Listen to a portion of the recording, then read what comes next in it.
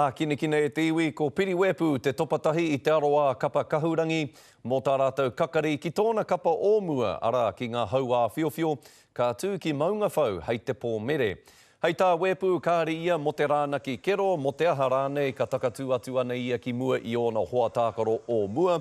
Engari ko te aro nui ki a ia no me ana ake mahi te kaupapa nui kia toa ai ko tōna kapa hou ara ko ngā kahurangi. Kua kahakina e wepu te kākahu kahurangi te kau, ia Gareth Anscombe.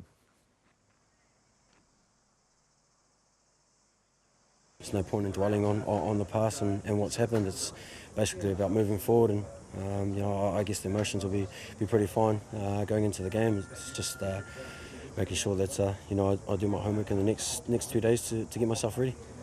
Kua mate te kaiako I ngā kahurangi a Pat Lam ki te tīpako tāngata I te kapa whānui tonu, hei whakakapi ake I ngā whārua kua mahue mai nei I te hunga whara.